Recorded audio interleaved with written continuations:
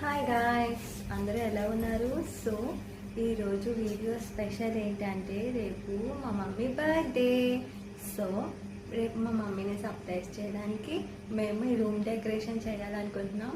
So మీరు కూడా చూసేయండి. Come on.